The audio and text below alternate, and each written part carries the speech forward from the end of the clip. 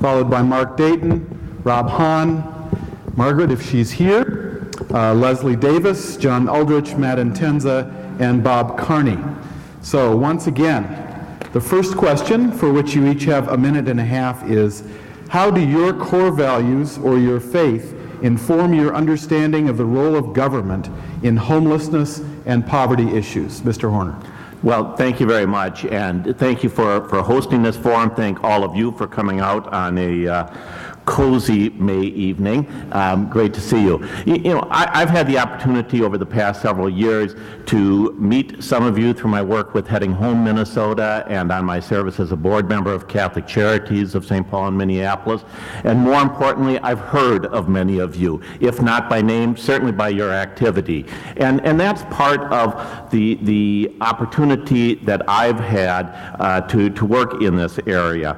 I see this work and how faith has defined my investment in this area, not as an obligation, but as an opportunity to learn more about our community, to understand more about our community.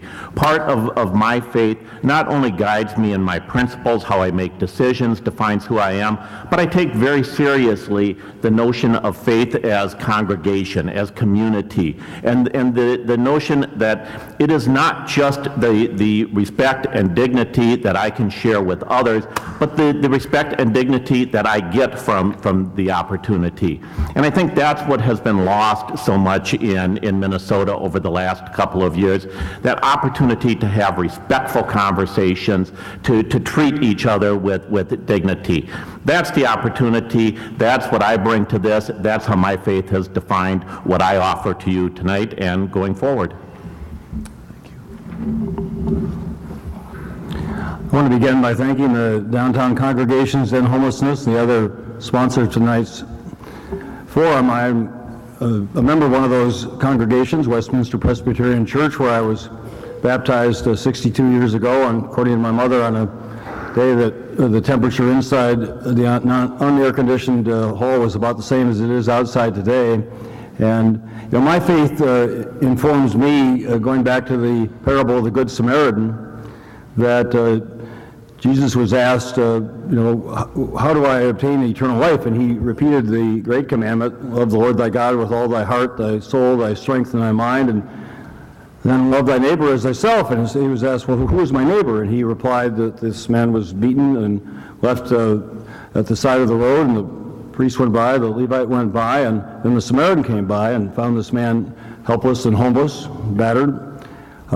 He didn't ask, the Samaritan didn't ask the man what his religious faith was. He didn't ask him what his sexual orientation was. He didn't ask him if he was a Democrat, in which case he would be a non-freedom-loving citizen and not worthy of help. He helped him.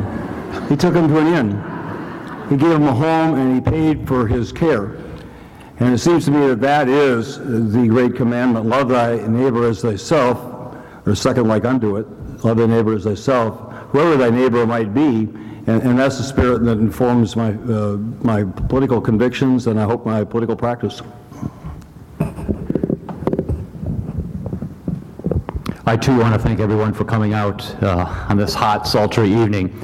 My faith, I'm a practicing Catholic, even though I don't agree with everything the Catholic Church preaches some days, but I am a practicing Catholic, and it has influenced me greatly in all aspects of my life. And while I see there's a distinct division between church and state, I don't think there's a division by how someone's faith can affect the decisions they make as governor or any other type of elected official. In 1987, I was a freshman at Notre Dame, and I took my first trip to Washington, D.C. Most kids go home freshman year for fall break. I went to D.C. And I went with the Center for Social Concerns, and it was kind of a faith-based trip. But one thing I remember, two things I remember from that trip. I saw homelessness up close for the first time. People sleeping on benches just blocks from the Capitol. But I also was told over and over again that we have an obligation, those of us who have been given a lot, or at least a little, to give back and to make sure that we're compassionate. I don't think there's a government solution for everything, especially in the areas of homelessness, healthcare, and such, but I do think we can be guided by one simple principle, that we have an obligation to work to make things better for the least among us, those who have the least, those who are going through hard troubles from time to time. And as governor, the reason I'm running is I want to make a difference. My core beliefs as a Catholic and as a Christian will help guide me to making good decisions.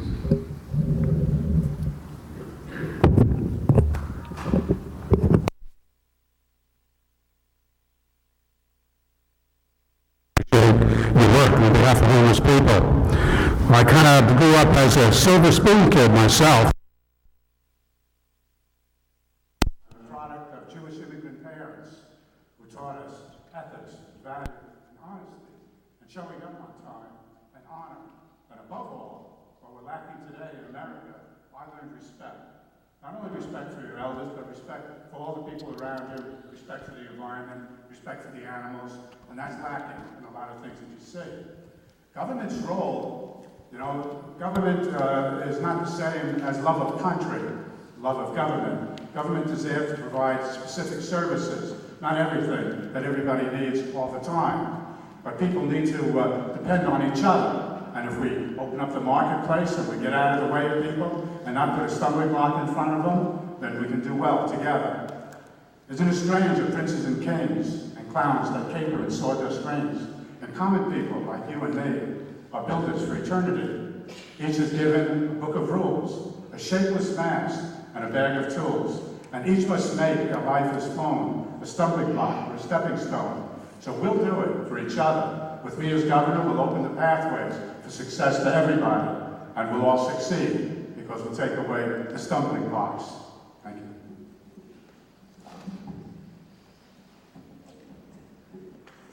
The last time I was in this august building was to honor Rabbi Minda, and so I opened by saying to all of you, Shalom.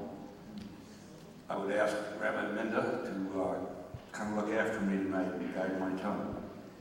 My background in understanding poverty was way back. My mother was a social worker in Morrison County, and she made sure that I and my two sisters saw firsthand, up close and personal, what it was like to be either homeless or to not have very much at all. Living in shacks, living in places with dirt floors. And so I was imbued early on with the fact, and I'm not privileged, but that I had more than they had. And following my grandfather's precept, I complained about having no shoes until I met a man who had no feet. So I've grown up with that in the Judeo-Christian role, and I'm here to tell you that this role now is going to be sorely tested in the next 4 years, because there's going to be a lot of pain that has to be distributed, and I think all of you know that. So what we're talking about here tonight is very, very critical.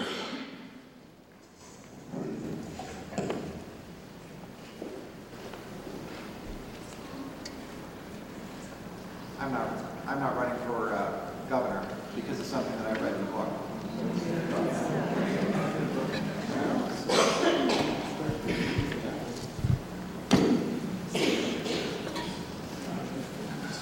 Hello? Yep, there we go. Very good. I'm not running for governor because it's something I read in the book. When I was 15, my father, very sadly, was an alcoholic and found solace in the bottle and a growing amount of debt that he kept accumulating left us. And in pretty short order, my mom and my sister and brother and I lost our home because the bank cared less about our family situation, and like the folks who talked before us, and then about the cold hard reality that my mom didn't have a job. And so there we were. Now I was lucky that I had a grandmother who was in Worthington, Minnesota, 3.5 hours from here, who took us in. And for the next 7 years, my mom shared a bed with her mom. That wasn't a king-sized bed, that was a little bed. But she and my grandmother sacrificed so that my brother and sister and I could have some opportunities. And I grew up at a time in the Minnesota Miracle when we believed in the state and acted on it, that a 15-year-old kid with an obscure name like Intenza in a little town on the Iowa-South Dakota border deserved an opportunity, and I got that opportunity. And I'm running for governor because I have been there. And I happen to be a Norwegian Lutheran, a passionate Norwegian Lutheran, which I know is a bit of an oxymoron. And we need that. Martin Luther King said we need more deeds and less creeds. And that's what I'm here to do. I've taken on Tim Pawlenty, I've won significant battles in the legislature, and I want to do that as your governor.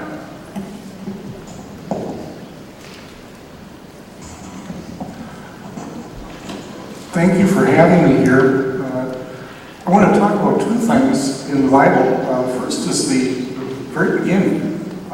In the beginning, God created the heavens and the earth.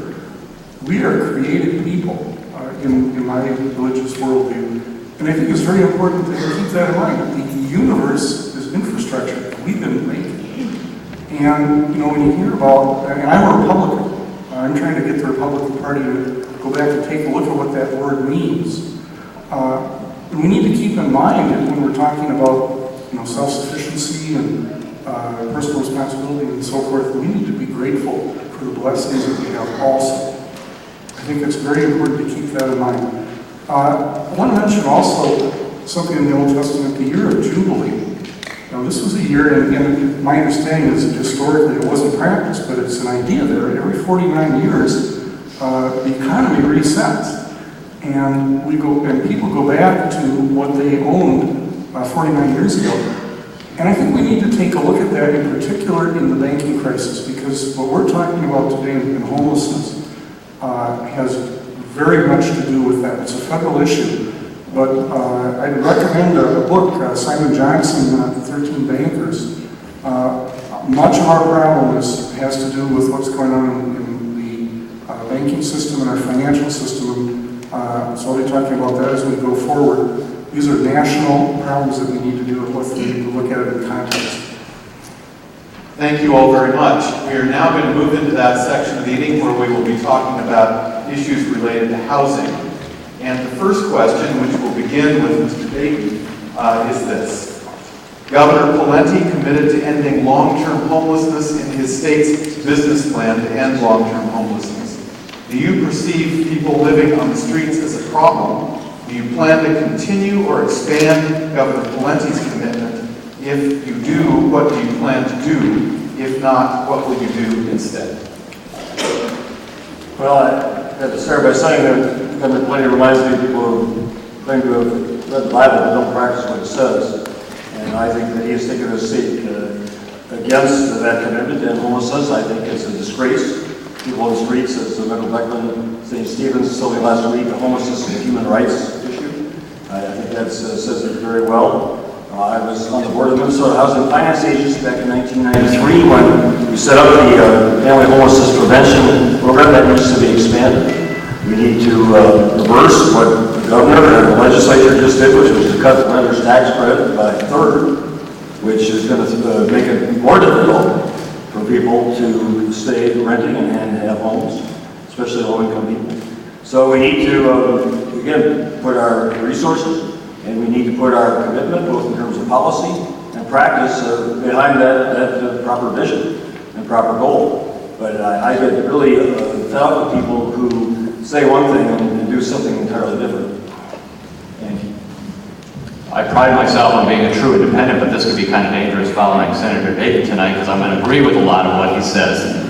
I do think that on paper, Governor Pawlenty's plan to end homelessness made a lot of sense. Its execution was horrible and continues to be deplorable. We need to do more, but it can't come just through government programs. It's a theme that I may repeat, so bear with me often tonight. I think government definitely on the state level has a big role in working to eliminate or at least alleviate homelessness and the problems associated with it. But it can't come just from throwing money at it. We have to reform the way we take a number of these programs to the end user. And by reforming, that means finding ways to do it more efficiently and save money, especially with the budget deficit we're facing. And at the same time, we have to look at the benefits that we can, the benefits that come from forming business partnerships. They don't have to be governor or government sponsored, they just have to be governor led.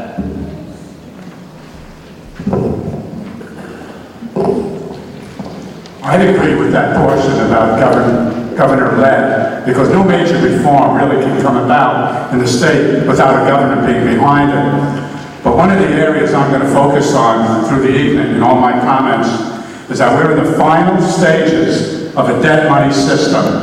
And people are fighting now harder and harder over a smaller pot of money is going to cause stress throughout our state and throughout competition amongst people. This one wants to attack the rich, this one wants to eat the poor, this one wants to raise taxes, and you're not going to get there with that mechanism. We need to address how we're going to bring in wealth money into the state of Minnesota. Money that's not a loan, that carries interest, that money that doesn't have to be paid back. And that comes from the Davis Money Plan, which is a cornerstone of my campaign for governor. If I have great issues surrounding my entire campaign, but if I didn't have the Davis Money Plan, which everybody wants to know more about and support, then I wouldn't be running for governor. I think that the governor's legacy that he's passing on to the new governor is an empty legacy. That's obvious with the $2 billion, $3 billion shortfall that we've got to deal with. So we're going to have to look for, and these are old cliches, but they're operational, new paradigms, new algorithms, new ways to attack this particular problem. Yesterday I was having brunch with some people, and they were from different parts of the country, and one was from Sweden. And I said, what do you do in Sweden? And she said, in Stockholm they have a program where the people who are impoverished basically run a newspaper. That means they're employed, they have an income, and it works in Stockholm. Somebody piped up from Chicago that for the poor they have a voucher system. And of course we've had voucher systems before. But I think that this is one of the issues that we have to deal with. New ideas, new paradigms, new algorithms to solve these problems.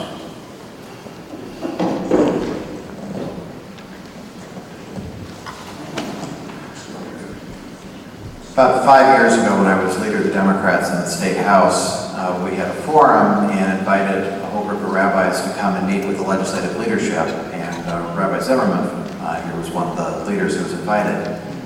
And one of the people who spoke just before me was Dick Day, you may recall was minority leader of the Senate, Republican leader. And one of the rabbis asked, what do you think we ought to do about homelessness? And Senator Day said, well, people make their choices.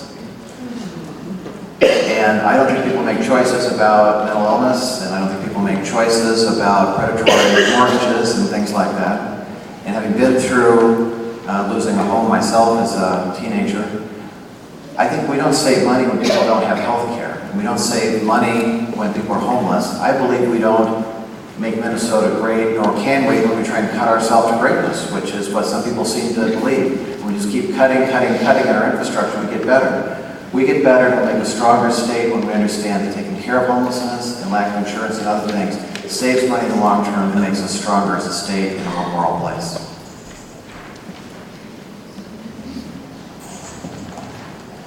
I've been following this program on the effort to end long-term homelessness. I read the material today also. Very briefly, the idea is that prevention works better than anything, that you have to have an ongoing safety net so that when a person does get a job, that they have a safety net that continues for about 6 months while they get established. And all of this makes sense. But I have to say, looking at this model and looking at what's going on in the economy today, we are overwhelmed with the new situation we didn't have 2 years ago. And the model is simply not adequate. What I'm going to be talking about in further remarks is what do we do to make sure that we match the reality that we have plenty of houses around here, but we have people who are being evicted because they're renters, so we'll be talking about that. We need to challenge the federal government and the idea that we're having this financial system imposed on us by the federal government, and we need to challenge it at the state level. Thank you. We welcome Margaret Anderson Kelleher, who has joined us. We are in a round of questions. We're in a round of questions about housing, and I'm going to give you an opportunity to answer this first one that we have just been addressing. It is regarding Governor Pawlenty's commitment to ending long-term homelessness with the state's business plan. The question would be, do you see yourself planning to continue or expand his commitment to ending long-term homelessness, and if so, in what way? Well, first of all, thank you to the downtown congregations for organizing. I happen to be a member of one of the churches that has helped organize, so I want to thank you for your participation tonight and your advocacy.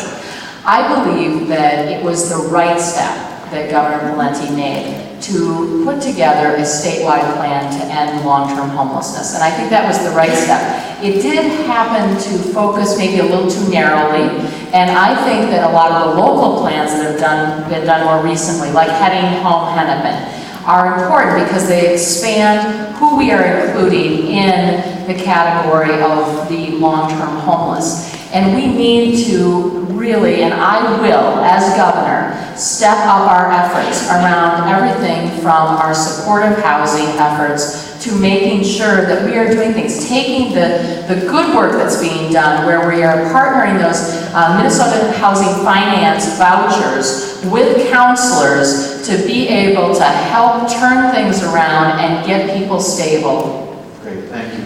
And we're going to finish this round with Mr. Warner. Thank you. Well, this is one of the areas, as much as I believe in government redesign and innovation, this is one of the areas where I'm going to disagree with my colleague. We don't need new solutions for homeless. This is one of those areas where we know exactly what works. We know what is needed. We need the will to do it. What Governor Valenti's plan did was put a lot of money into the bricks and mortar of the homeless solution, not into the supportive services. Some of you might be familiar with an article Malcolm Gladwell wrote a few years ago called $1 Million Murray. And what he found is that this homeless man in Reno, Nevada, in this period of 10 years, cost the public sector, cost through emergency room services, through criminal justice system, $1 million over 10 years. What they also found is that those times when Murray was getting supportive services, he was able to work, he was able to sustain independent living.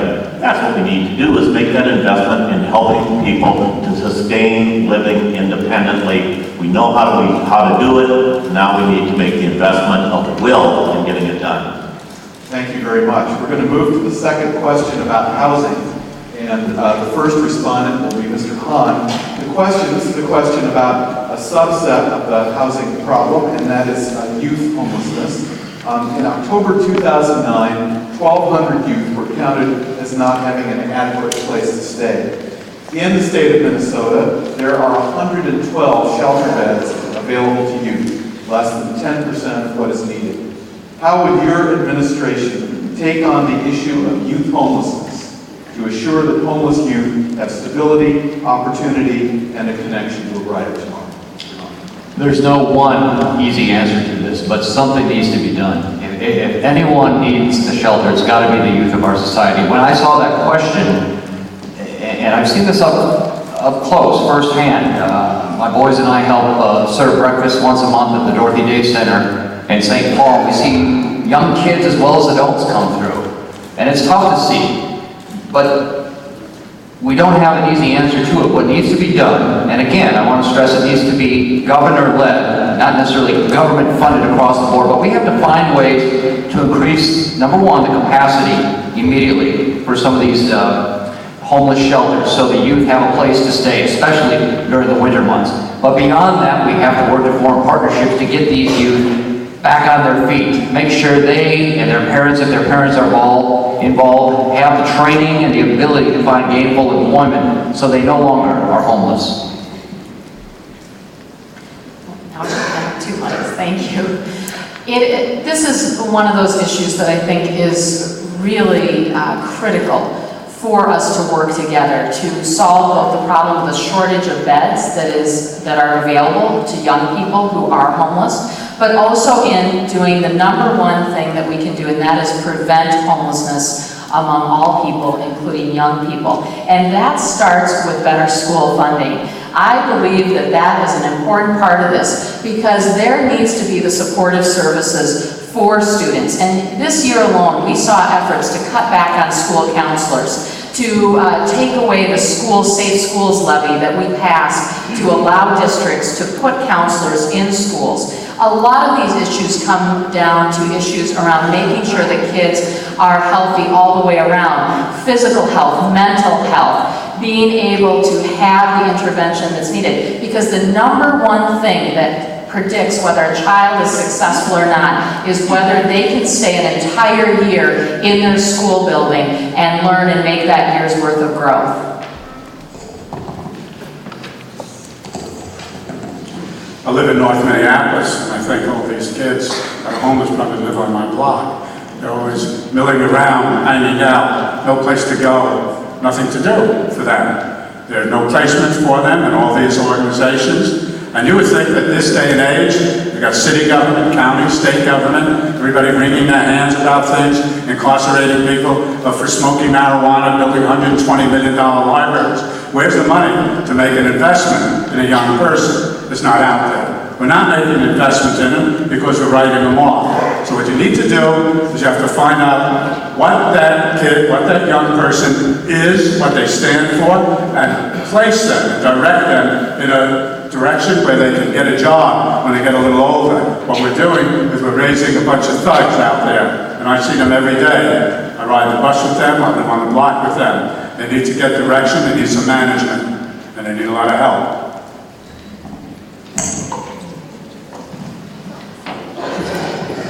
I think as governor, you have to look at the statewide issue, not just Minneapolis and St. Paul. So one of the possible solutions that we're looking at right now is the fact that we have a lot of homes in foreclosure. It doesn't make a lot of sense to have these homes empty. The banks know that.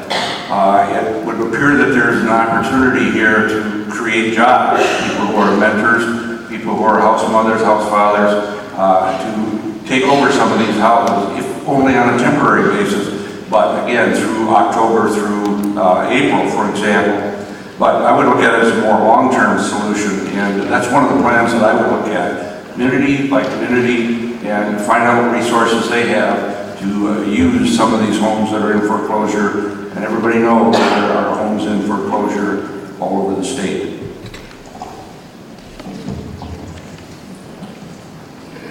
I have to say, I'm so sorry that Tom Emmer's not here with us. Who's the Republican candidate.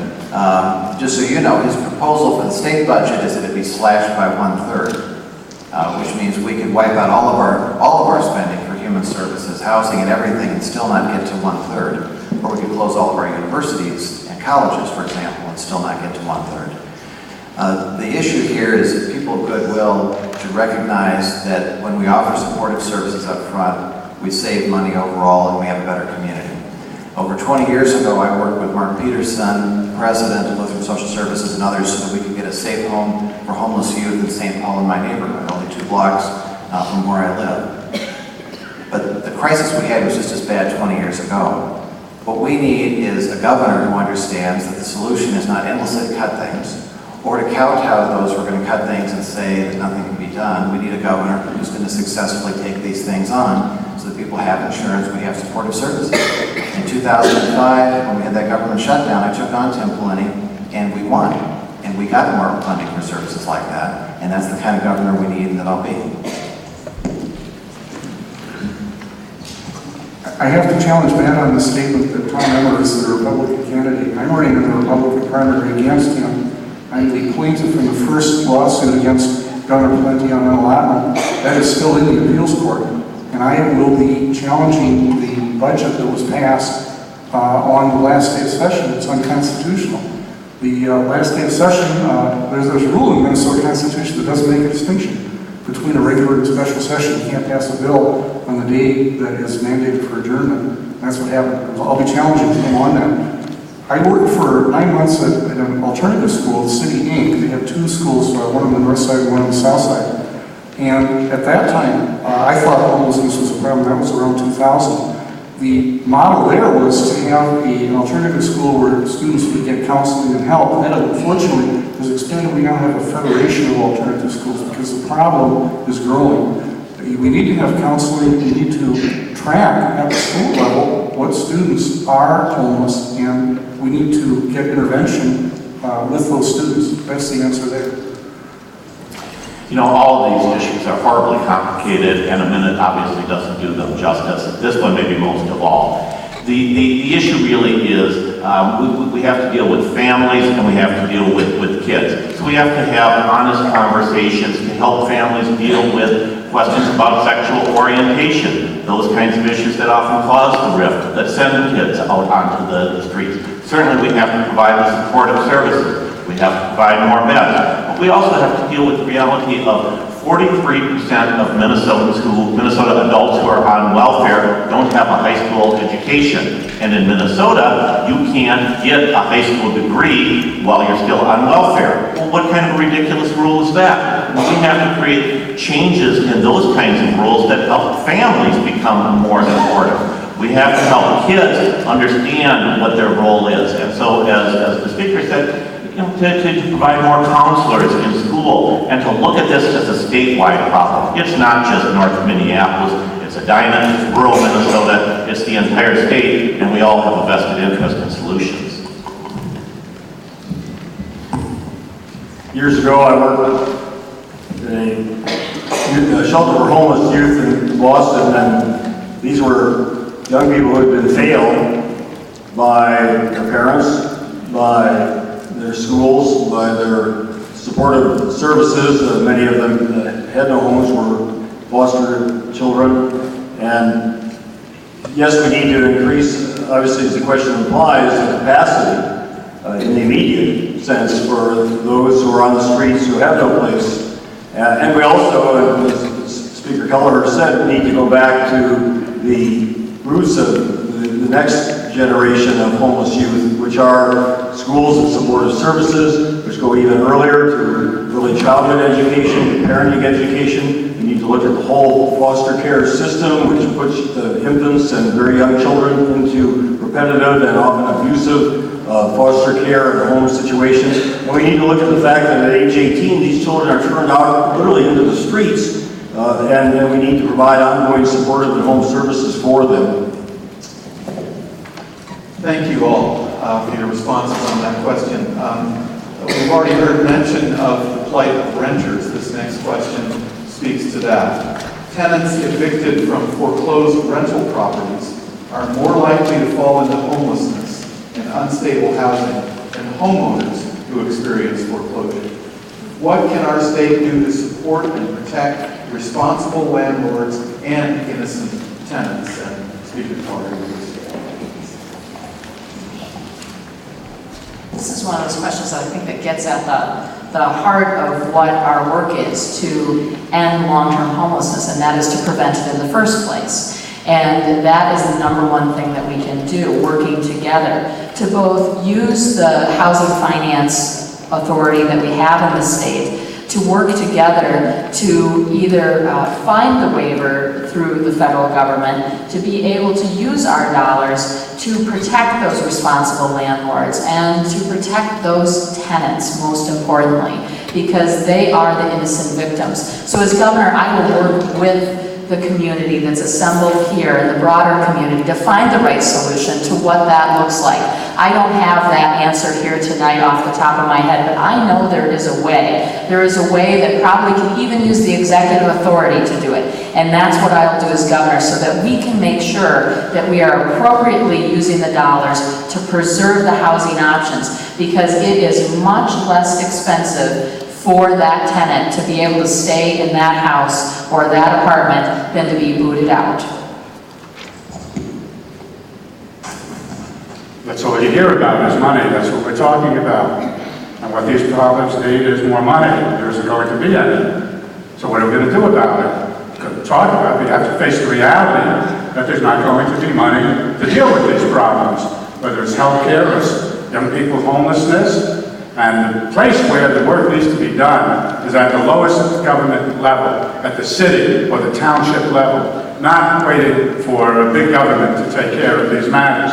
But they're not going to have the resources to do it unless we implement my money plan, which will bring wealth money into circulation to create the jobs that are needed, to create the wealth that's needed, to filter down so that cities have money from my plan for, you can call it local government aid, but it's us taking over their transportation system so that they have the dollars to operate in areas like this, if they so decide. So So it's up to the city of Minneapolis to cure the Minneapolis problems. It's not up to the state government to do that. Less government is the rule.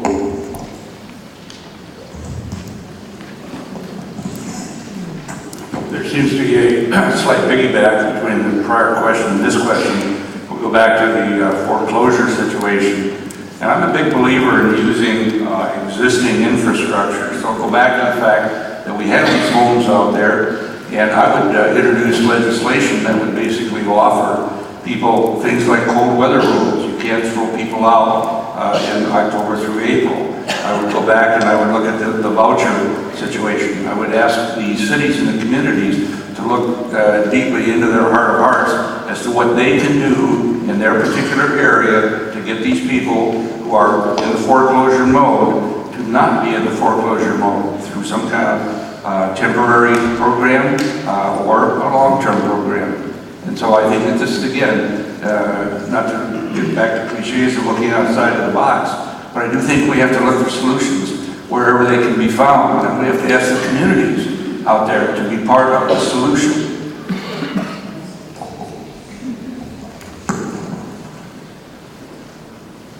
Well, I think we should all be extraordinarily frustrated by banks. Now, I have a long history as an assistant attorney general of suing banks. When I was at the AG's office, I spent a lot of time suing telemarketers, which was probably more fun than banks. But the reality is, we bailed the banks out. They have fought us tooth and nail on predatory lending laws, which we eventually passed as a state. But now, when you have renters who, through no fault of their own, wind up in a building that's foreclosed upon, they wind up becoming the unwitting victims of that. And I think that that means using our economic leverage as a state, because we're some of the biggest customers of our largest banks, and changing the law, and not being afraid about that. In 2002, I passed the Do Not Call bill, which was fought by the banks and credit card companies because they wanted to be able to call you endlessly, and they didn't want a Do Not Call list. And with help from AARP, I succeeded from the minority in passing a law that changed that, getting a Do Not Call list. And we need to do the same thing to help renters in this case.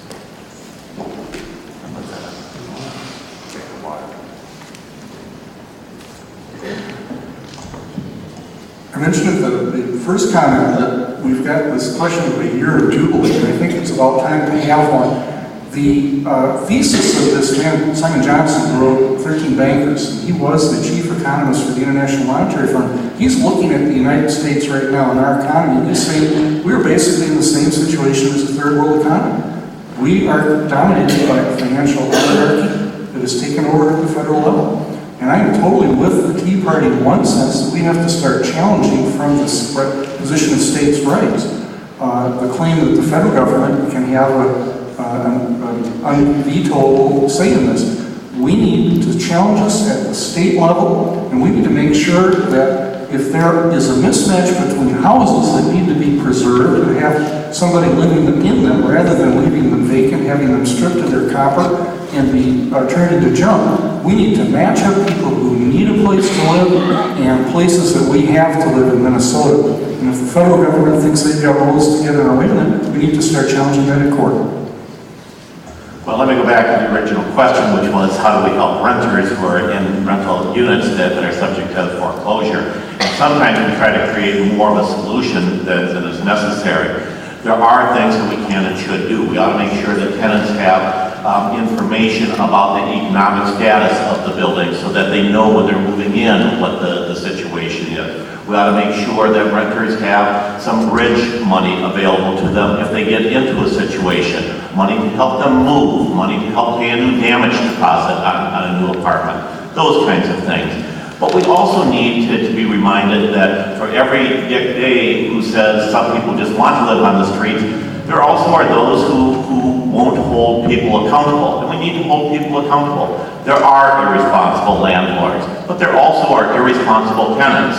And part of what we need to do is to make sure we are protecting those responsible landlords by holding all tenants accountable. It's a two-way street, and the way we're going to resolve this problem is to make sure we all invest in the right solutions. I support Representative Jeff Hayden's bill that would provide for a moratorium on foreclosures on housing, and I would include rental properties. I think as one of the two African American legislators, he understands better than most how those foreclosures have just ravaged the communities of color in the state, particularly in areas of Minneapolis. And I would impose on the legislature next year and the lending community the requirement that they meet together and work out what kind of resolution would be. The predatory lending that Dottie described has been applied by lenders to home owners, as well as to those who own rental properties, as well as obviously those who borrow directly. When I was in the Senate, I tried to reduce what was then the highest reported rate of 1,150% of interest on lenders, down to 30%, and I couldn't even get the U.S. Senate to agree to a 30% usury rate. So the power of the financial institutions is very, very strong in St. Paul as well as in Washington, and we need to break that grip. We protect tenants by, at the very least, making sure they are given 3 to 9 months notice before a foreclosure-related eviction takes place. And more than that, and Dottie's story really spoke to this. I've heard others just like yours, the people who dealt with city mortgage. The federal government has failed us when it comes to reforming banks, reforming how they lend, getting modifications. They're not that good. They're great for the banks because they get to extend the period of the loan, they get to add on to it like they did to Dottie's. We need to stand up as a state, as a governor, and to stand with me, the Attorney General, and say enough's enough. We're strong enough as a state to do everything we can to make sure that the banks are not able to just swoop in and foreclose upon these properties, especially those that are being rented to tenants. It's the right thing to do, but sometimes we have to stand up and make noise to make sure the right thing takes place. Thank you. I'm going to pause and thank you all for sticking to our 1-minute rule. I understand how hard that is, and I can see some of you straining against it, but thank you very much for sticking with it. It allows us to cover a host of topics. We're going to begin with Mr. Davis for this fourth and last question in the section regarding housing. In 2008, almost 13% of all households in Minnesota were paying at least half their income for housing, and 1 in 5 renter households paid more than half of their income in rent. Federal programs such as Section 8 rent subsidy have been slashed over the past decade, along with major portions of the Department of Housing and Urban Development's budget. What kind of state programs do you propose to help address the crisis faced by low-income renters? Well, you know, when you leave here tonight, you're going to leave here with some kind of an idea that maybe one of the people sitting up here is going to be the candidate that's going to get the job done for the people of Minnesota, because you're going to keep coming back to the money issue time and time again. Who's going to take whose money and give it to somebody else, and what's going to be the long-term result of that? So if this person that's paying 50%, and of course that's outrageous, it should be about 20 to 25%, where's paying 25%? What would that do? Would that give them more money to have a better lifestyle, or to buy more whiskey or flowers? Or what would it really do in the long term? We need to have the jobs out there. We need to have a rising economy, so there are lots of jobs. And more people working is going to produce more revenue for the state, and it's going to have a expanding effect. And we don't have that. So I don't know how somebody could be up here and addressing you and give you some wishful thinking and psychological denial. The problem's not going to be solved unless new money comes into the system. I would take the approach that one of the solutions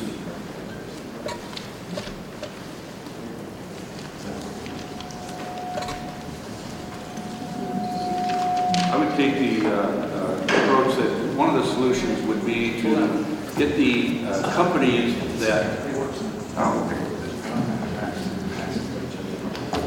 Let's start the time over again. Thank you. I would take the approach that all of the utilities, which are monopolies, of course, need to be called in on a case-by-case basis and told that while they may have philanthropic programs that they provide, they're going to have to take a close, hard look at the state of the economy of Minnesota and the homeless and the poor, and come up with some new ideas about how they could put programs into effect that get to the heart of the problem. Paying 50% of your income for rent. Well, you got to look at all the other bills that are out there. The gas, the heat, telephone, everything that you need to survive, to move in the economy, to get jobs, to do different things. Let these people take a haircut and go into the voucher route and try to resolve this problem across the board for the poor and the homeless. And of course, always using foreclosure houses at the same time.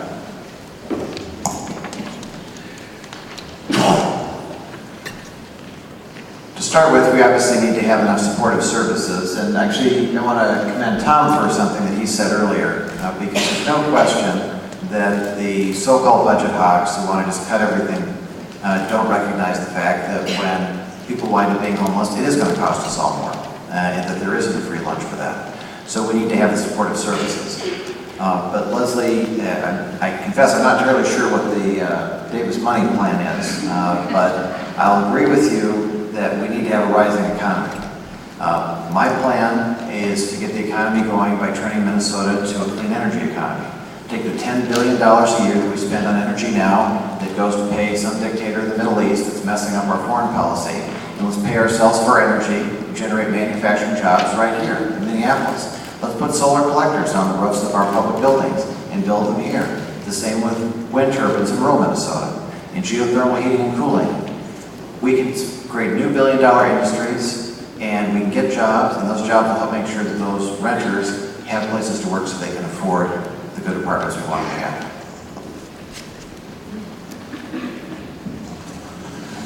Again, I think this goes back to the federal level, and in particular, we've got interest rates, and the way that the system works, banks, of course, get very low interest at the Federal Reserve, and then you have escalating rates that are paid going up according to so-called risk.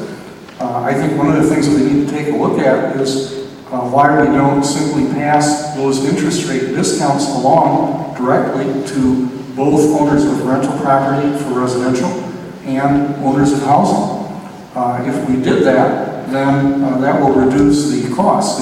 You know, the banks in the U.S. have been earning up to 40% of all corporate profits. When you look at the stock market, it's up to 40%. And when the financial crisis hit, it flatlined. And right now, the Obama administration is trying to inflate it because that's the only way they can pump up the stock market. This goes back to the financial system. We need to have reasonable rates for people that are both renters and homeowners.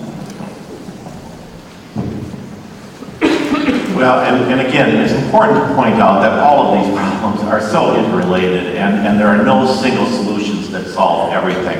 So as we heard from our speakers earlier, healthcare is an important part of this solution. We have to make sure that high-quality, affordable healthcare is available to all Minnesotans as part of the foreclosure homeless problem. I think we also have to be very, very careful that in some of the solutions, for example, solutions that just arbitrarily raise energy prices or raise taxes, particularly property taxes, don't push those who are on the edge over that line.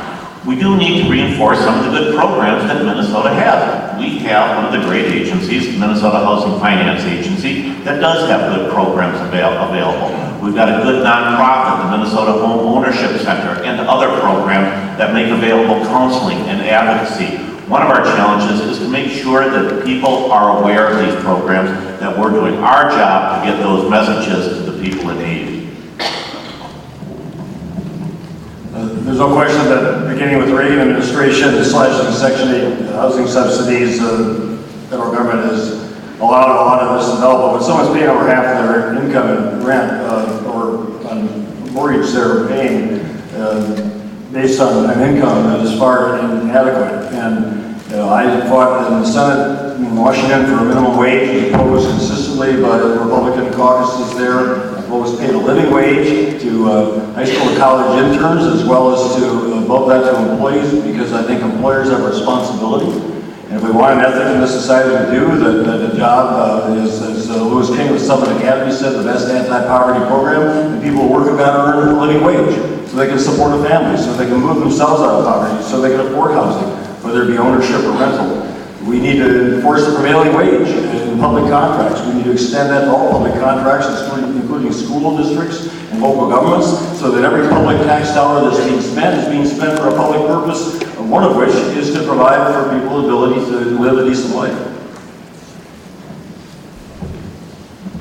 We start with jobs. Keeping jobs here, creating new jobs as governor and through the legislature, giving employers, businesses that are headquartered here, reason not only to hire more people at their current locations, but get rid of some of the red tape and give them tax incentives to hire and expand their businesses here in Minnesota. That's going to go a long way toward helping a lot of these renters and homeowners. When it comes to the homeowners who are spending more than 50% of their income, some of that, let's be fair, is in some cases their own problem. They got into mortgages they didn't know a lot about, or they didn't take the time to learn a lot about. The focus really needs to be on renters. They are the ones who need the most help when they're paying more than 50% of their income. Strangely, this foreclosed market, which we've railed against this evening, really gives us an opportunity to build partnerships with business developers and investors to go into neighborhoods with incentives, with tax credits, redo or rebuild homes that are there now and be able to offer them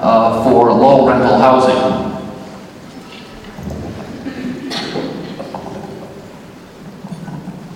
Well, there are a number of things that we can do immediately together. First of all, we have to stop the increase of property taxes across the state of Minnesota. They've gone up $3 billion over the last 7 years. That's obscene. That increases the cost of housing.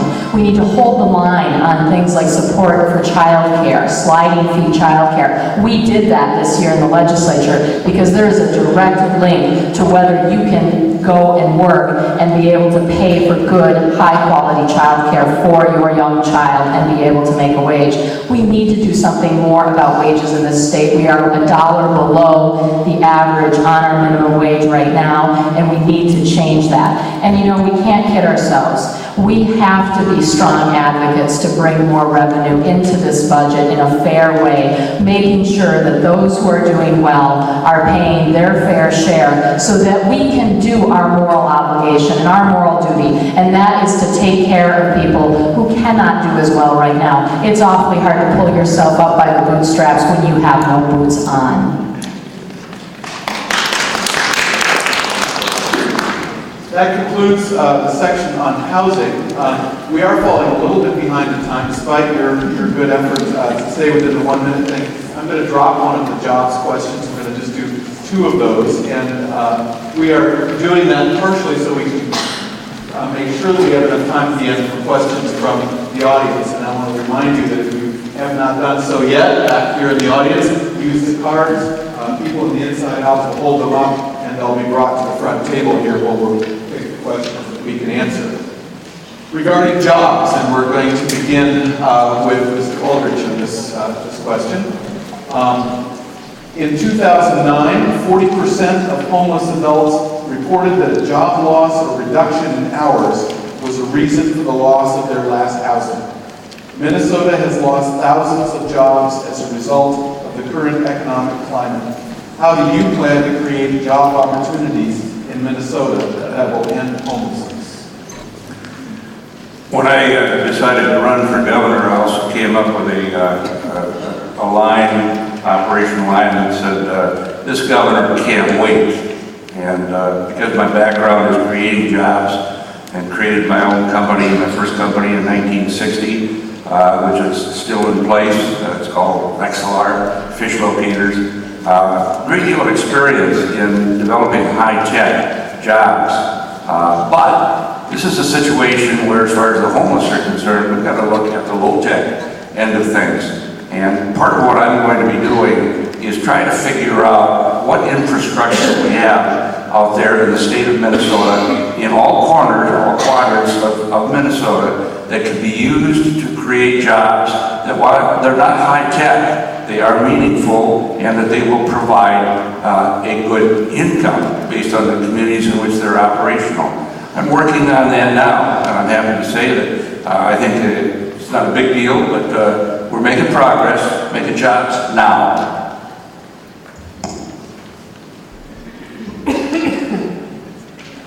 As I discussed briefly in response to the last question, I have a clear plan for jobs.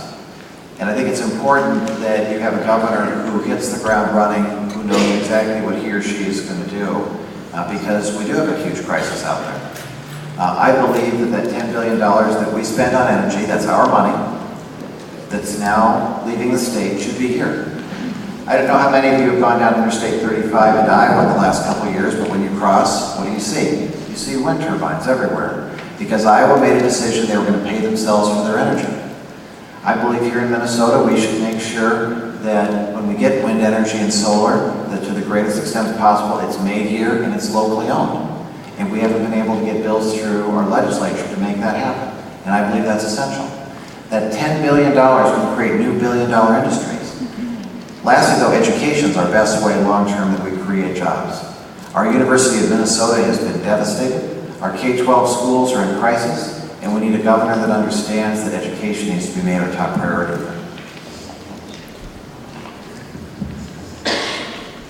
I'm sorry to say that the solution tends to be more at the federal level than at the state level. But let's talk about the state level. There certainly are some things that we can do. One is building more wind energy. We have among the lowest electricity costs in the country and in the world. And that is the reason that we have a relatively good economic base for manufacturing.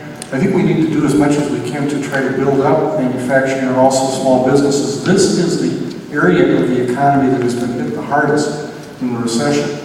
Anything that we can do in regard to state banks to make more money available for financing small business would help a lot. The reality is that small businesses grow by hiring people, big businesses grow by downsizing.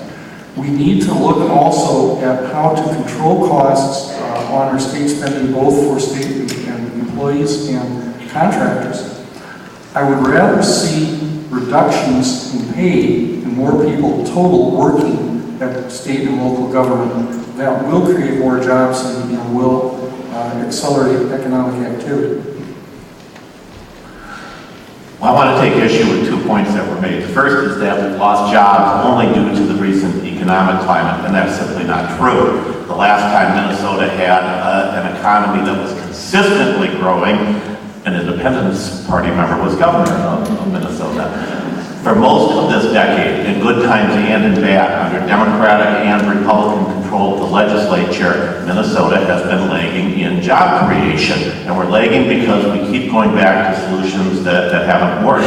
And secondly, I want to take issue with the notion that the homeless are qualified only for low-end jobs. That's simply not true, and we've heard it tonight. We need to provide good quality jobs for everyone, and we're going to do it by getting our financial house in order, first and foremost. Secondly, by investing in research at the University of Minnesota. Thirdly, by having a tax climate where the great ideas and innovation coming out of the university have a home where they can grow, where we can create new industries.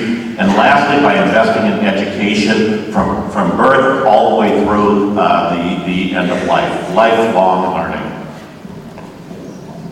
I'd agree with Mr. Horner about the failure of the last 8 years. There are 200,000 more people living in Minnesota than were when Governor Plenty took office, and there are over 16,000 fewer people working in Minnesota than when he took office. And Minnesota, which has in the past been among the top states in employment growth during Governor Plenty's 2 terms, has averaged in the bottom 10 states in employment growth. So the Plenty prescription for economic development in Minnesota has failed. I put out about 2 weeks ago a 10-point program, which obviously I can't enumerate in 1 minute. But I would go back to the experience I had as Commissioner of Economic Development twice in the state in terms of a proactive role for government in job creation and encouraging business expansion. I would echo what Mr. Tenza and Mr. Hunter both said about the vital importance of education. We need to reinvest in education in Minnesota, early childhood, K-12, where under Governor Plenty, the per-pupil student aid has been cut by over $1,400 in real after inflation dollars. That's exactly the wrong direction. We just went through another $100 million for the cuts in the higher education system. That has to be restored. Education is the key to our future prosperity.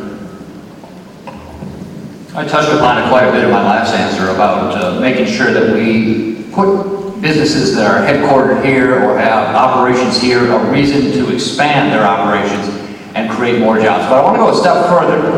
We saw the front end of it done very well, and I will praise the current governor for the angel investor tax credit that was passed this. Well, I could praise you too, but you're my opponent right now, so I got to relax my praise.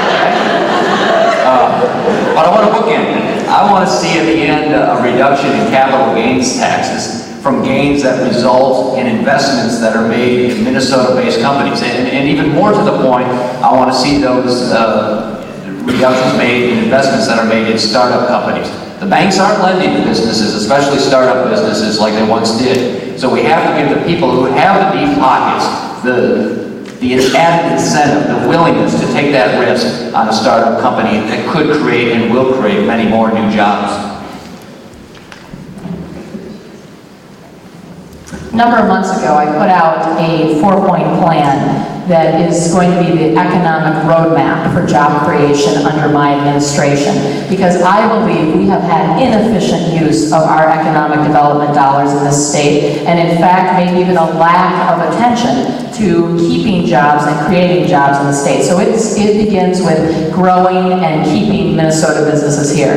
It continues with a strong investment in education, early childhood, K-12, a new education funding formula that's fair, equitable, and stable, making sure that on higher education we make that public investment so we reverse the horrible trend that's been underway for 8 years. The third point is making sure that we are doing economic development smartly, and studying what has been done well in other states and other countries, including using green and clean technologies and manufacturing. And the fourth piece is growing the jobs of the future in energy, in manufacturing. And it's a 10-page plan out on the website, margaretforgovernor.com. Jobs don't grow, it takes money to hire people to put them to work. And you can't grow them, you're going to go to ADM and get some job-growing seeds.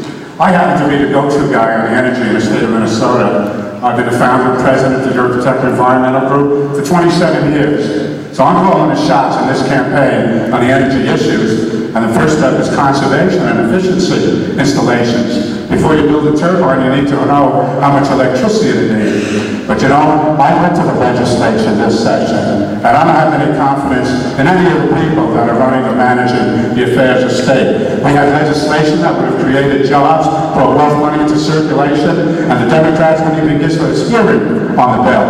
And I'm the Republican candidate in this race, not Tom Emmer. Tom Emmer couldn't carry my to the game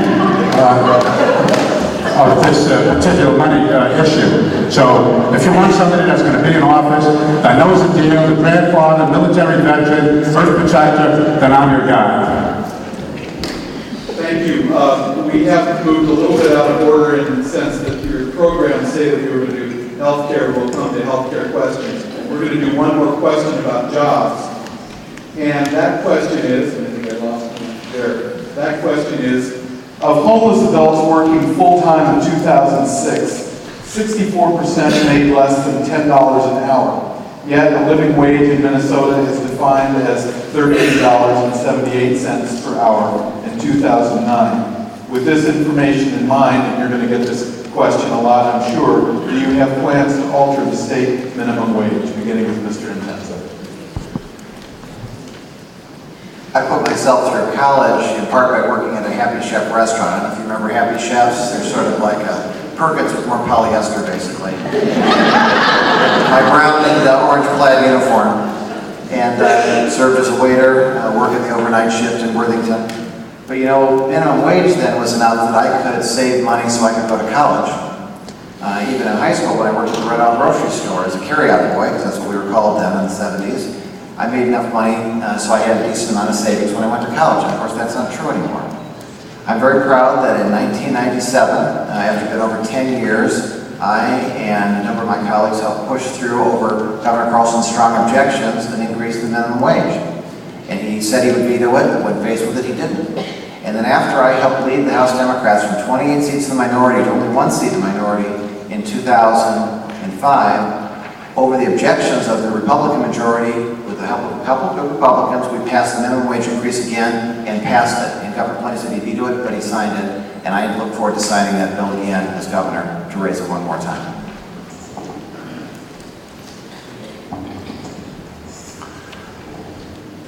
I would be open to what the legislature would want to do on that. One of the things I want to mention briefly in my campaign, I am challenging the idea of what the role of the governor is in the Republican form of government. Governor Pawlenty has treated the office kind of like a third house of the legislature, where he dictates what he wants to have, and if he doesn't get what he wants, then he uses what you could call the boots on the ground in one of the houses of the legislature to enforce his will. And that is a total misconception of how the role of the governor should be carried out. I would be willing to work with the legislature and both parties to take a look at this. I know there are arguments on both sides as to whether minimum wage increase would help. The argument is that it tends to increase wages above minimum wage for a certain percentage of people. But this is an example of something that I think should be left up to the legislature, and I will work to help the legislature collaborate and deliberate to come up with a good decision on it. Well, so I'll go happy chef one better. I put myself through college working in Kinney shoes at $1.65 an hour plus 2%. You haven't worked until you've done back to school week at Kinney shoes. That's their no labor. You know, I wouldn't rule out an increase in minimum wage, but I don't think long-term that's the answer. The answer is we've got to invest in education. We have to invest in innovation coming out of the university, and then the economic environment that has the resources, the investment capital that is going to translate those great ideas into a good job. Our challenge, our goal ought to be, how do we create decent jobs? Not just jobs that barely sustain people, but jobs that create opportunities for good lives, for the opportunity to save for retirement, to save for those kinds of things that we want for our families. That's our challenge as governor. And if we're satisfied with anything less than that, you gotta fire us. I worked at Dayton Summer College.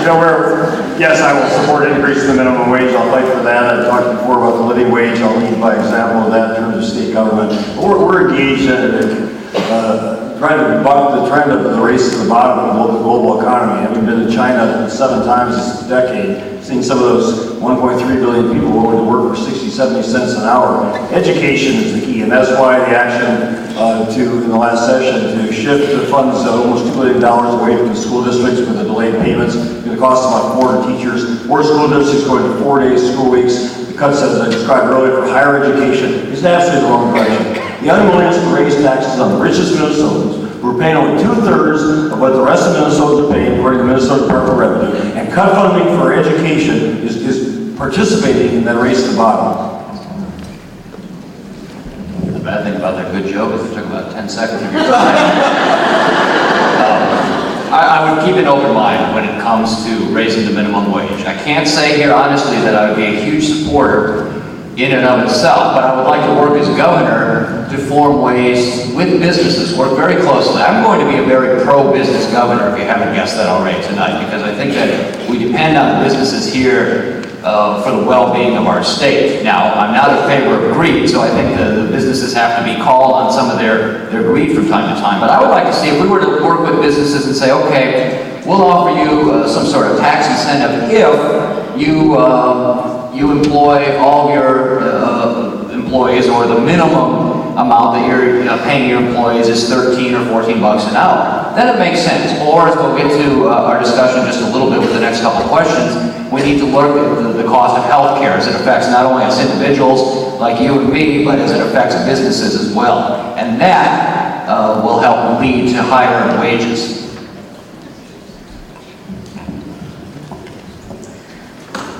If you want to talk about summer jobs and hard summer jobs, how about cleaning calf pens and baling hay on a good summer day? Because that's what I did growing up. So I know a hard day's work. And I also know that people deserve to be paid for a good day's work. And that's why I would sign a minimum wage increase. But I'd also make sure we have tax fairness in this state. And tax fairness includes making sure that things like the Earned Income Tax Credit is kept up to date as well. Because that is another way that we make sure people who are not earning up beyond that $13.78 and beyond are able to make sure that they are making ends meet. Being able to pay for that apartment, being able to pay that child care, being able to pay for the back-to-school items that they need. So fairness is about both raising up those good jobs and the wages, but it's also about making sure that we have an overall fair tax system. Yeah, well, the taxes are being raised. That's a job killer. That's an industry killer. I don't know why people want to talk about raising taxes. We need more people working. If more people are working and paying into the system, then you don't have to do that. And I don't know where you're going to get hope out of this panel of candidates if you just think that they're going to wait for schools to come up with some research and development and then maybe look for some angels to invest in that and maybe then implement it. Well, that's probably 8, 12, or 14 years. But what's now? People need jobs now. We need to stop the foreclosures now. We need to have energy conservation now, right now. Actually, we're a little late on doing that. And you have to put that responsibility in the hands of the people that have been in charge of leading the state of Minnesota. Whether it's been the Republicans, you know, the Republicans, they had a Republican president, Republican senator, and a Republican governor. And we went through the worst times and the greatest debt we've ever had. And the same on the other side.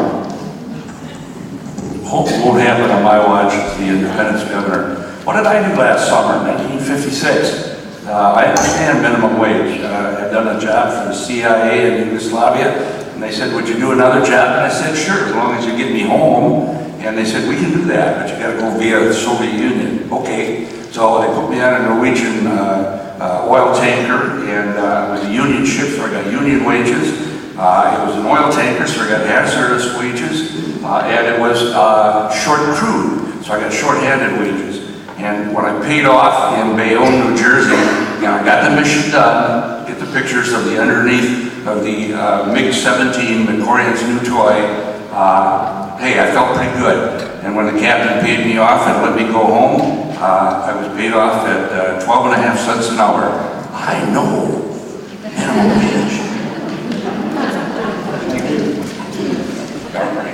I'm going to suggest that Robert and Dottie gave us the best answers to the first question under healthcare about the connection between homelessness and healthcare. We heard some compelling facts from their lives. So I'm going to skip down to the second question on healthcare and revise it briefly. How would you reform general assistance medical care, and will you support early enrollment into medical assistance for single adults? And we're starting with Mr. Carney. First of all, I think it was a good discussion that the legislature had on this. And one of the benefits that came out of that was the idea that we need to get away from emergency room care into clinic care. Obviously, the hospitals balked at the risk that they were taking on, and it's certainly a hard hit. We've got very difficult economic circumstances right now. I was over at the legislature every day for the last 7 days of the session and worked with Representative Carlson and Senator Black trying to come up with an amendment that would put the unallotment that has been kicked forward into the next biennium up to a vote for the citizens. And I talked with Representative Carlson about this when the final deal was being put together that I'm challenging in court. And he said, you know, we've got $7 to $9 of federal money for this program for every state dollar that will be contributed. And I told him, and he said Governor Clinton didn't want to do it. And I told him, that is insane. It's great to fight earmarks, but you know what? It's got to be done for everybody. We can't afford that ratio of federal dollars coming into state dollars and pass it up. It would be insane to do that. I support the the option that was included in the budget that would allow us to go to Medicaid and expand enrollment. I think it's important. I think it's necessary to do. I think it's the right thing to do. But just that alone isn't going to solve the problem of healthcare costs. We've got to eliminate some of the rigidity. One of the opportunities of the federal health reform is to use it to transform Minnesota's healthcare system to provide lower cost, higher quality care. But you got to get rid of some of the rules. So, quick example. Boston Children's Hospital understood that one of their biggest cost drivers was inner city kids with asthma coming into the emergency rooms. They figured out that if they could get ahead of this problem, going into apartments in inner city, cleaning them, providing people with vacuum cleaners, they could substantially reduce asthma victims coming into the emergency room. It worked. It was great. Healthier kids, lower cost. Problem is that Medicaid didn't pay for empty beds. It only paid for filled beds, and so Boston General abandoned the program and started to fill the beds again with asthma patients. We just have to be smarter in how we use our money. Well, thank goodness the hospitals, especially the rural hospitals, stood up to the fictitious compromise that was touted by the governor of the legislature initially on the GAMC. And said that we'll bankrupt, especially rural hospitals, with that approach, and force the issue. And yes, I would certainly support the early buy-in as governor, but I think we can't overlook the serious harm that's being done to people all over the state by what's in place so far. My running mate, State Senator Yvonne Premier-Solon, set up in Duluth today. One of her clients at St. Luke's Hospital was now unable to receive services because of this GMC so-called compromise. His mother now has to drive from Albert Lee, take time off of work, drive to Duluth, pick him up, take him down to one of the 4 metropolitan area hospitals that will provide services to him, drive him back to Duluth, drive back to Albert Lee. That's the kind of cruel hardship that's being inflicted on people all over the state. Because once again, people will raise taxes on the richest Minnesotans in order to pay for essential services to the least of these among us. And it's a shame. It's a disgrace. We need to go a step beyond just the current debate. And one of the things I thoroughly love about running for governor is it gives me the opportunity to come up with big ideas, big proposals. And to be fair, not all of them are going to work, but when I'm elected, I'm going to work with the brain trust around me as well as the legislature. One of those ideas, which has received a lot of support once I've explained it, is to consider the creation of a state-run clinic and hospital system, not as an alternative to our current private system, or as an alternative, not a replacement of. It would allow low cost, not just free medical care. My opponent Tom has affectionately dubbed it, I think, charity health care. Well, that's easy when you live in Edina and your company's taking tons of taxpayer dollars for years. But the reality is, health care costs continue to rise and don't affect just those without the health care, but it puts a crimp on the low to middle class especially. So we need to think big and look at a solution to get beyond this, because what we have is just not working right now. The very first action that I would take as governor after being sworn in is to sign the executive order that says the Department of Health and Human Services should be applying for those federal dollars that we deserve in this state. They are our dollars that are in Washington, D.C. They should come home to help people here through the early option. It means 102,000 Minnesotans with health care, 22,000 jobs preserved or created in health care, and that is the answer to general assistance medical care, because the program would be going away and we would be able to cover all people with that who are currently covered by general assistance medical care, and a large portion who are covered through Minnesota Care today. And when people say it's scary, when people want to have fear, I want to tell you it's exactly what Wisconsin has been doing for the last 3 years. They went out and got the waiver, Governor Doyle did, and we don't even have to go through all that pain. We can have it by one sign of a pen, and I promise you that will be the first thing I do. Well, we'll call the tooth fairy again and say, bring us some of this money that you've created out of thin air at interest, and just pass that debt on to future generations while we fund some guy with taxpayers' hard-earned dollars that sits in front of the television all day, drinking, smoking, not taking care of himself, not dieting, exercising, and we'll just finance that guy to keep that lifestyle going instead of saying, hey, you have to participate. We'll work with you. We'll help you with general assistance medical care. I support that, and I have my whole life. But one of the answers is health savings accounts, because when somebody pays for their own care, it's a fact that they spend less money for doing that. They take better care of themselves. But I'm outraged. I was at a Republican forum when I brought up the subject of aspartame soda being sold to children in schools in order to pay for the schools. And nobody at the legislature even gives a rip about any of that stuff. Kids loaded with sugar, salt, fat, and caffeine. Nobody's doing a thing about that. Davis will. 5 years at the VA makes me a believer in the public option. It also makes me a believer in the fact that there is a big connectivity between homelessness and health issues. As far as the general medical care situation, I don't hear a lot of talk about spreading this out over the entire state. I don't hear any communications about the great hospital systems up in Duluth, for example. And I hear a lot of talk about Mayo, but they're kind of isolating themselves from this particular issue. And infrastructure is infrastructure. We've got to move these issues of general medical care out to where the infrastructure is. And that's a difficult problem, but it can be done. And one of the things I'll do is to help the hospitals. Guess what? I'm going to make a trip to Cuba, and I'm going to start recruiting Cuban doctors and nurses to come into Minnesota to help pick up part of the burden that they have. Great schools down there in Cuba, as JFK would say.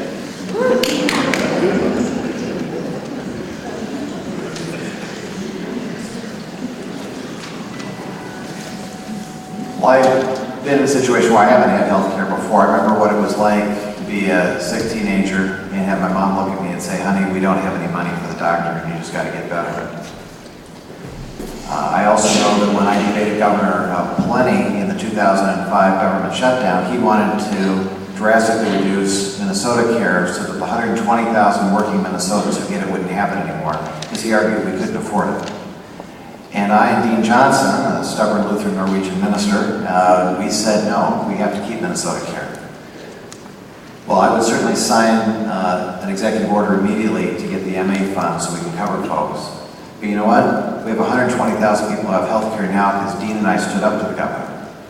We beat the governor because we said we're not going to compromise on the backs of these folks. And it's sad to see what's happening right now to the folks on general assistance medical care, what's happened to them. And we deserve a governor who understands this and who will stand up for folks. And the same way I did in 2005, I'll do that as governor in 2011. Thank you. That concludes the prepared question part of our evening. And we now are going to address a few of the questions of the audience of the panel. We're at 8:15. Our hope is to conclude at or about 8:30. It won't like be exactly 8:30, but soon after that. There's some passion out here in our audience today, and some of it will be reflected in these questions, and we appreciate your response to these. This question says, as governor, will you commit to a line that you will not cross when it comes to balancing the budget? In other words, a moral line that cannot be crossed no matter how bad the deficit gets. Programs that help people experiencing homelessness are usually ones that get put on the chopping block first.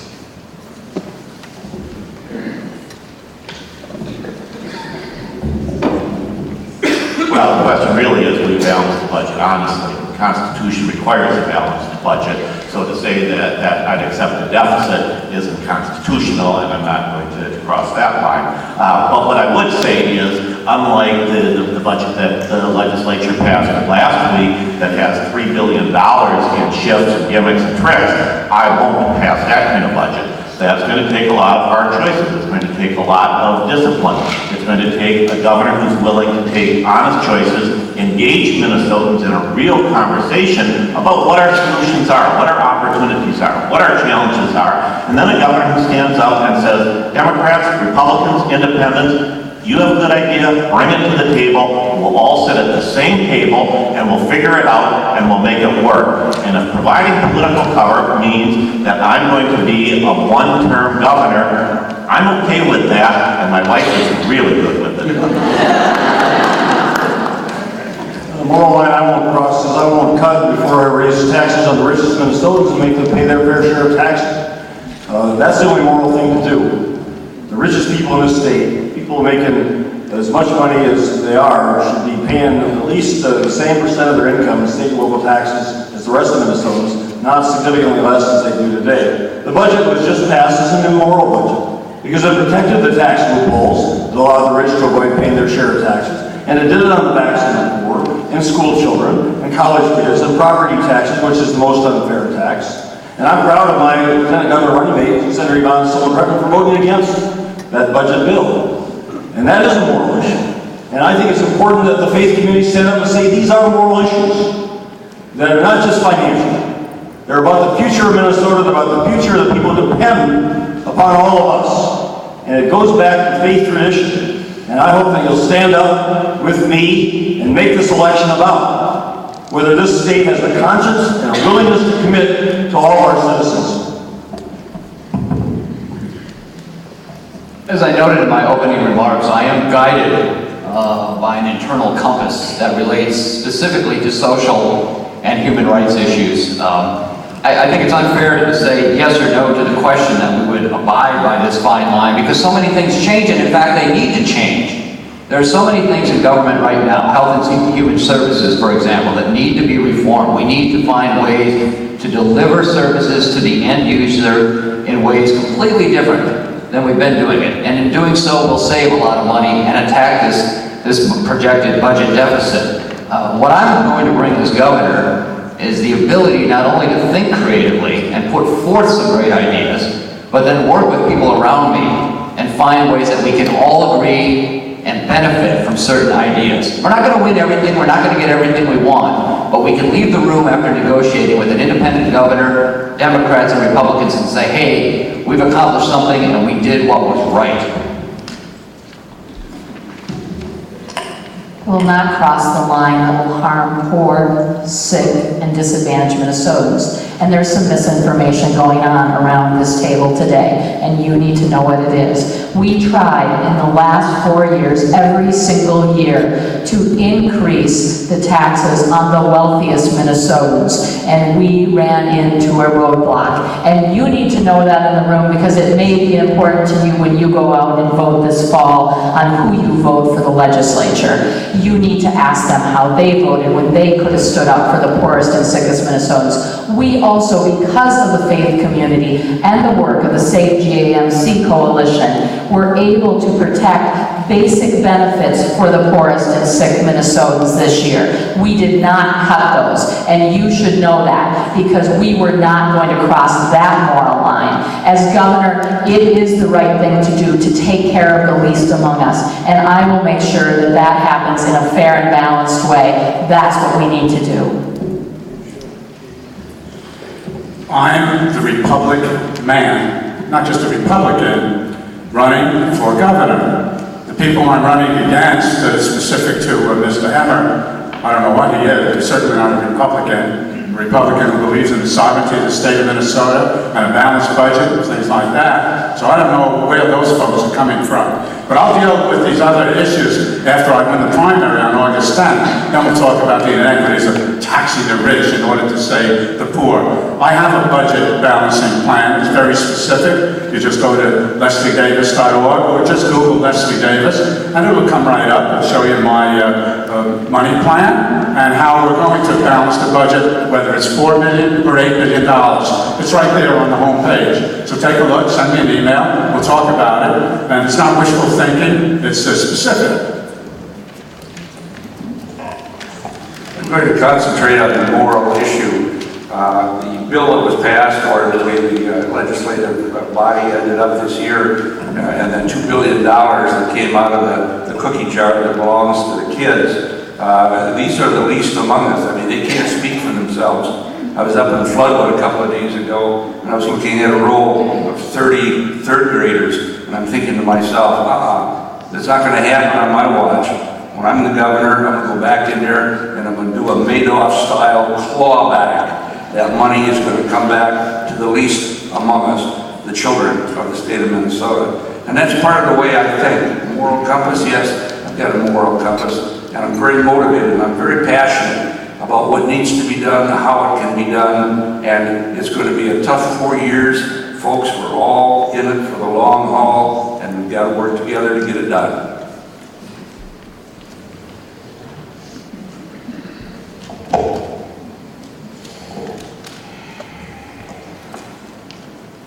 Well, I come from a long line of Scandinavians, Norwegian Lutherans. My uncle used to say that he loved my aunt so much that he almost told her. So we're a little on the understated side sometimes, but I think that we should have a sense of moral outrage. We have a state that historically was seen as the best, a state that was a beacon for the entire country.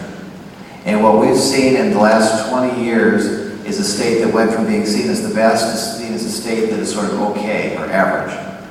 And in many respects, it's not even average anymore. And that isn't acceptable. And that's why I am a passionate Norwegian Lutheran. That's why I think that we have to have a different style of leadership.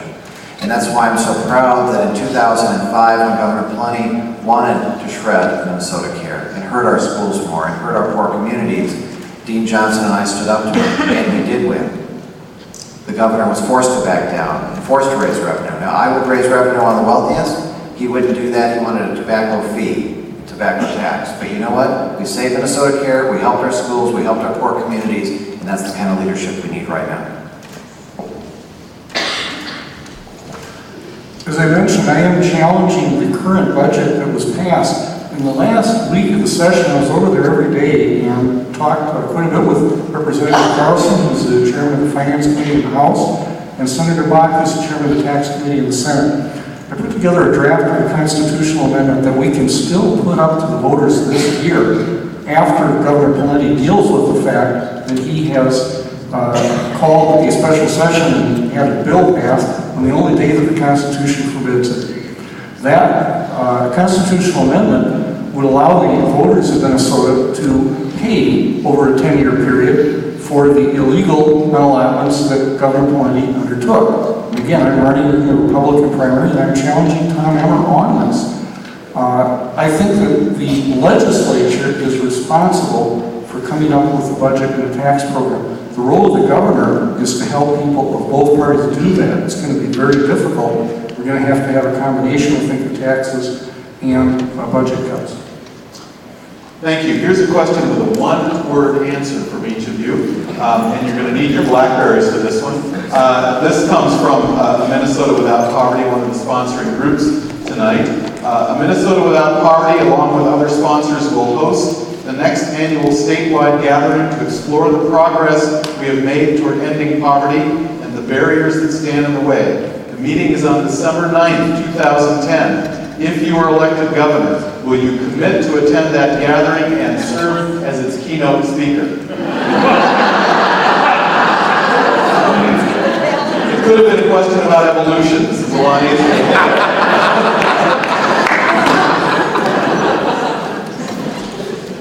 Yes.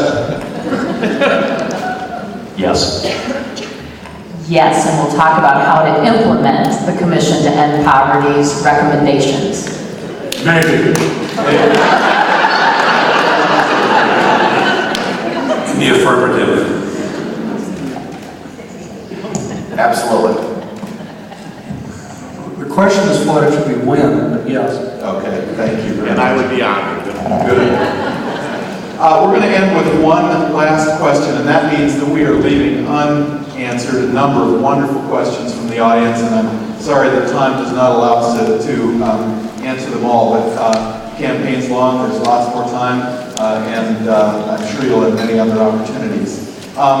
This question says, lower income families now eligible to buy a home because of lower prices are often not able to do so because the homes are bought by investors who can pay more.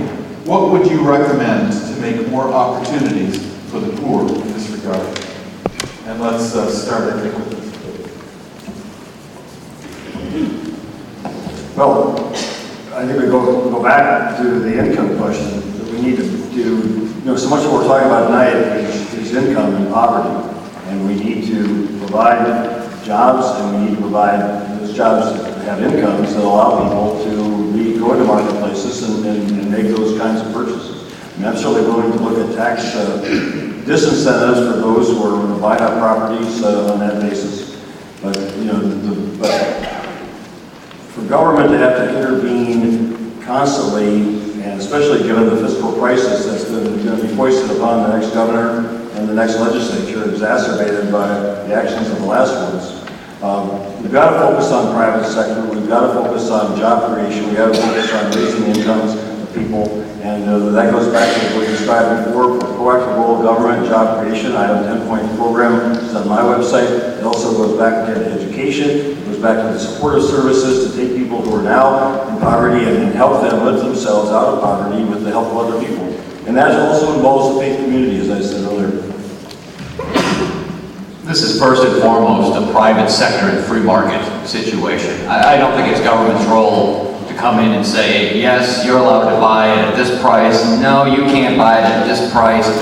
The reality is, in a number of neighborhoods throughout the Twin Cities, I follow the St. Paul market quite closely, that's where I live and work, is that there have been a number of homes for the last year and a half that are below market value, and they're not disappearing off the MLS. So I think the suggestion that the investors alone are gobbling up all the affordable houses is incorrect to begin with. And beyond that, as I said, I don't think government really has to be involved in this situation.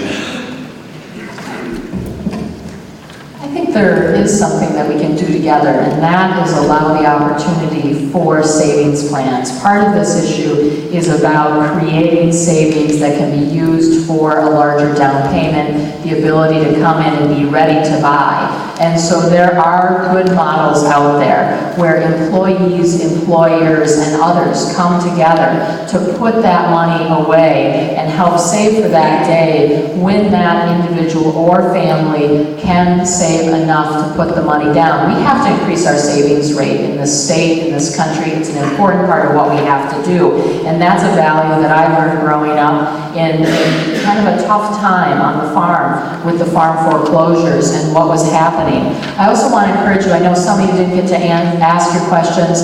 You certainly can email me at margaret@margaretforgovernor.com, margaret@margaretforgovernor.com, the website margaretforgovernor.com, and our phone number is 612-746-8911. To reach me, just Google Leslie Davis and I'll pop right up. I believe in less government, lower taxes, and a rising economy, and we can have all that. We need to move away, and you have to really ponder this because it's a mind-altering paradigm shift of the improper way we've been taught about money, where it comes from, how it comes into circulation. You need to start to think about that. That's the cornerstone of my campaign, and it's going to get me elected because I travel the state from Alameda, Duluth, and East and West, and the thing I hear the most about that people really care about is their money. Not just that they love it and want more of it, but they're worried about their money, their retirement fund, and what they're going to leave for their kids. And I have a plan to deal with that. And we're going to bring wealth money into circulation. And we're going to do it under the Davis administration. And I really appreciate you paying attention to that, thinking about it. I'll come to your home, I'll talk to your friends, I'm available 24/7. I think there's some obvious solutions right here in the Minneapolis-St. Paul area to this particular problem, and I also agree that the government shouldn't get involved. But you know that the Hispanics among the Laotians, even the Russians, the Liberians who are here, do you know how they buy homes? They pool their money. They've been doing that for years. And they can get the nut put together, and they can go in there and they can compete for these houses. And when they get into these houses, they do a wonderful job. They keep the lawns well manicured, they keep the houses painted, and then they just move to the next project. We've had this example here for 35 years. It's not rocket science. It's just a clever way, not clever, I don't like to use the word clever. It's just a great way for people to get into houses. pooling their money. Chinese have been doing it for hundreds of years. Can be done here. I'll encourage it.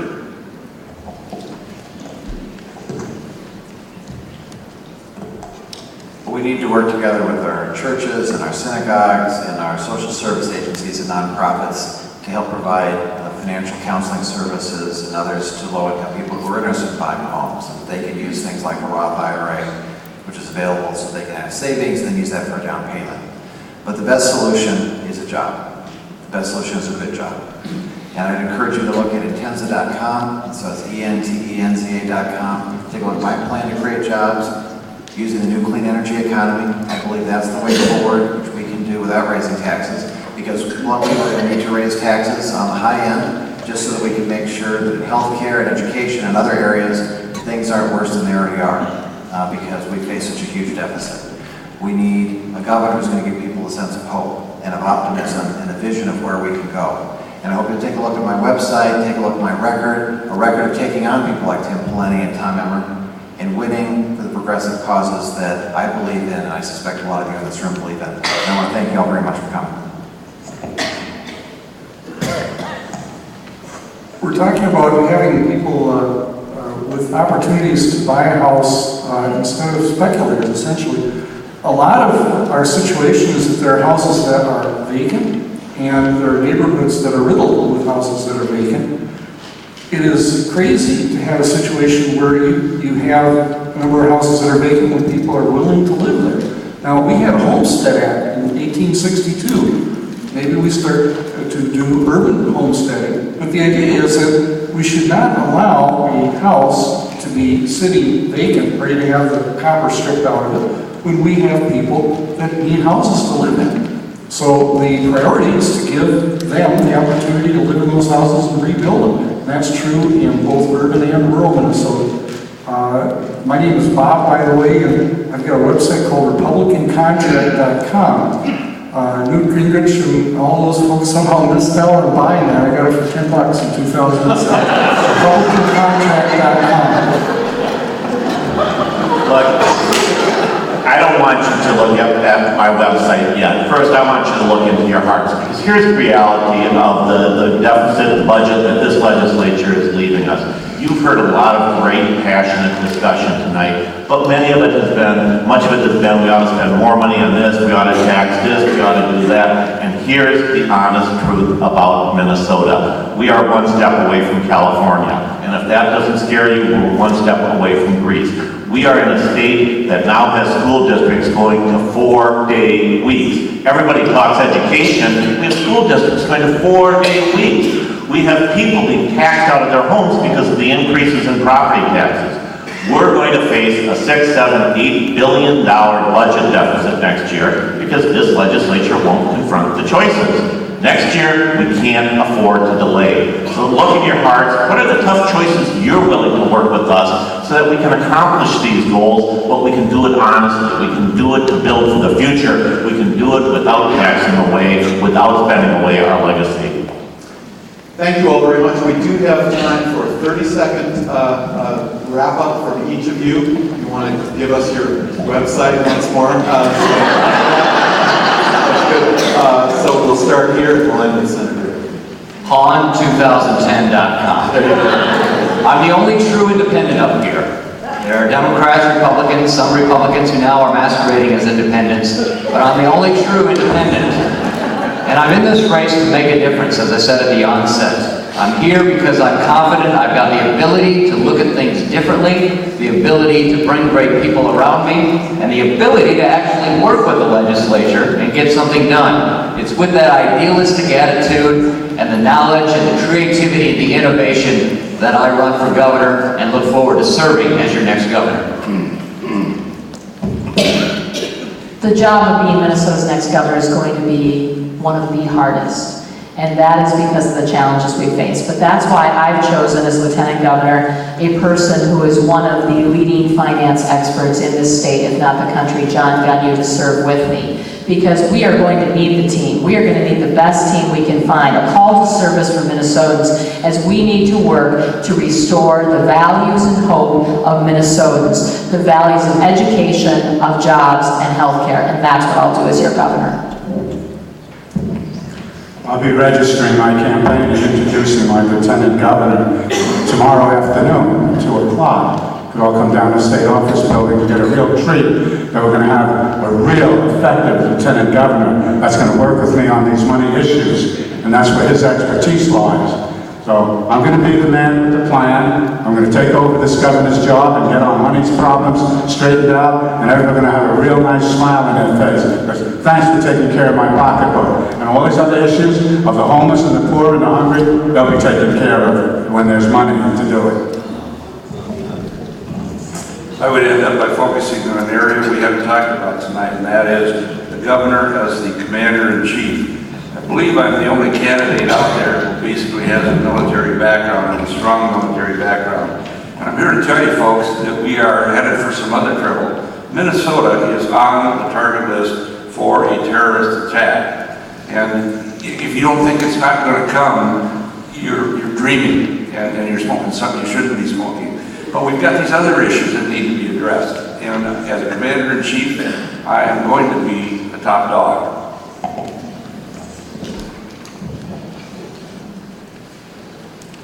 We've had a governor for the last 8 years and a philosophy for the last 20 years that Minnesota can cut its way to greatness. And I don't believe that's true.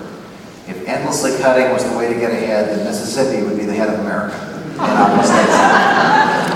Minnesota should be the head of America because we invest in our people, and we understand that Minnesota got ahead because Republicans and Democrats, or at least a lost generation of Republicans and Democrats, worked together and invested in our kids and education. That's what made us great. We need a governor who will be hard-nosed and effective with a track record of success in taking those folks on so that we can get the future that we want our kids and our families to deserve. I'm taking on Tom Emmer in the Republican primary, and I asked him at the state convention if he would do video interviews with me. He will not. He does not have answers to the questions that need to be answered by the next governor of Minnesota. I'll be on the ballot in the primary. I will be challenging him, and I'm producing a video series called Tom and Me. Where did I get that idea? And it's going to be on YouTube. You know what? YouTube and the internet are free. And there's such a thing as viral marketing and viral campaigning. It just should be real interesting to see what happens this year. So what I offer is more than 30 years in public service, working in public policy, in community service, working for nonprofits, including nonprofits that are working in social services and on programs for the homeless. But mostly what I offer is a deep concern for Minnesota. The job of leadership is not to tear down others. I'm not going to run a negative campaign. I'm not going to get involved in the silly tit for tat. The job of leadership is to build respect for each other so that we can reach solutions. You see from the Republicans calling me too liberal, Democrats calling me too conservative. I must be doing something right. I hope I can get your support. This election is going to come down to the best versus the worst instincts of Minnesotans, and I'm betting on the best instincts of our citizenry. You're going to hear a lot about the ability to cut $20 billion from the state budget and not have it matter to real people in real lives. And I urge you as people who share moral values that brought you here today to stand up for people, the consequences of people.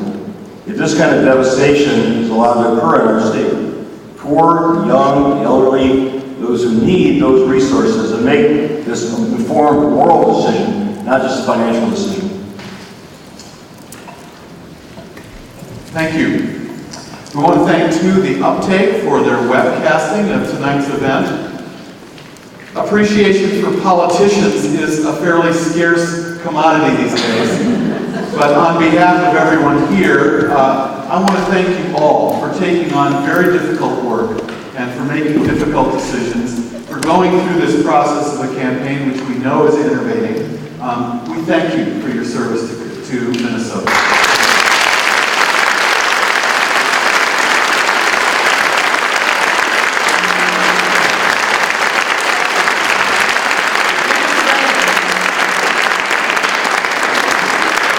Biggest thanks, though, is to all of you for coming out tonight. Democracy works because you come to events like this. Thank you again.